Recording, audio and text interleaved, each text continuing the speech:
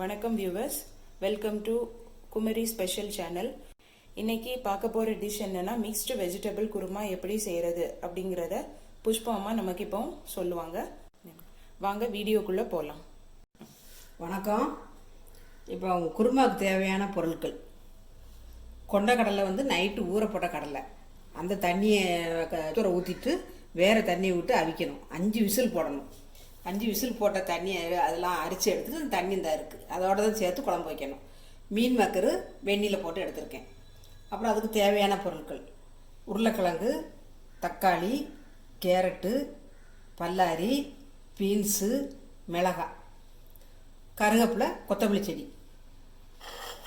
அதுக்குண்டான மசாலு: வத்தல் பொடி, இந்த கரம் மசாலா. எவ்வளோ போட்டிருக்கீங்க வத்தல் பொடி? வத்தல் பொடி 1 டீஸ்பூன், குருமா மசாலா 2 டீஸ்பூன், பெருஞ்சீரக பொடி 2 டீஸ்பூன், தேவைக்கேற்ப உப்பு, தேங்காய், தாளிக்கிறதுக்கு எண்ணெய், கடுகு. ஃபஸ்ட்டு மசாலாவை மிக்ஸில் போட்டு அரைச்சிக்கலாம் ஜாரில்.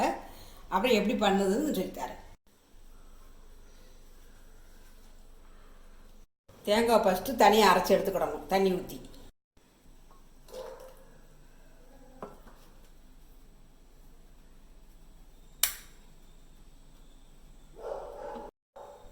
தேங்காய் நல்லா அடித்து எடுத்தாச்சு.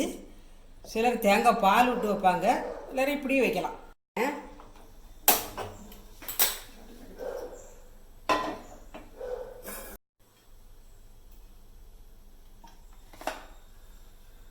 காஞ்சிட்டு கடுகு போடுதேன்.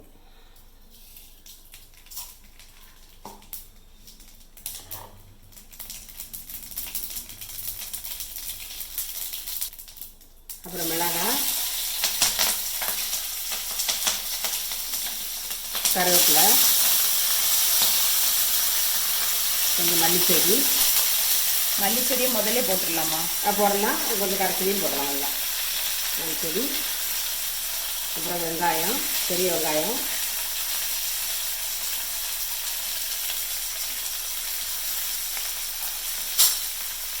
கிளறிக்கோங்க. இந்த வெங்காயம் கொஞ்சம் நல்லா கிளறிட்டு அப்புறம் இந்த காய்கறியெல்லாம் போட்டு கிளறணும். அப்புறம் தக்காளி, உருளைக்கிழங்கு எல்லாத்தையும் ஒன்றாவே போட்டுடலாம். ஆமாம், போட்டுடலாம். கேரட்டு, பீன்ஸு,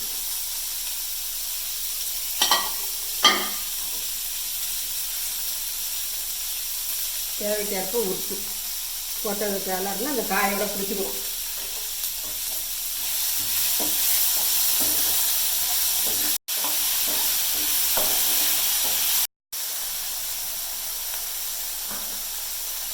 அந்த கடலை வேக வச்ச தண்ணி அதை கொஞ்சமாக விட்டு நல்லா வேக வைக்கணும்.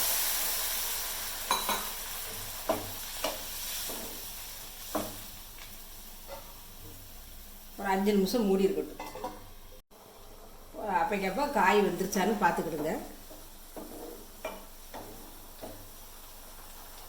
காய் வெந்துட்டு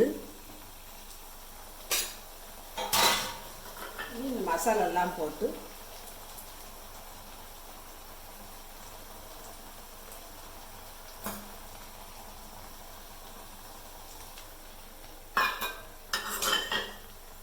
இந்த மசால் வடையெல்லாம் போகணும். கடலை போடுதேன். அப்புறம் மீன் மேக்கரை போடுதேன்.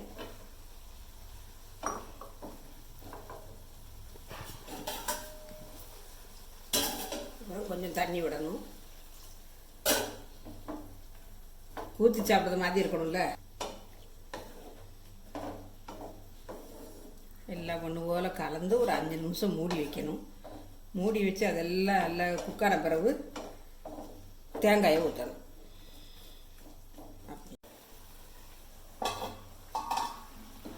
இப்போ குருமாவோட மனம் நல்லா அந்த மசாலா வடையெல்லாம் மாறிட்டு இனி தேங்காய்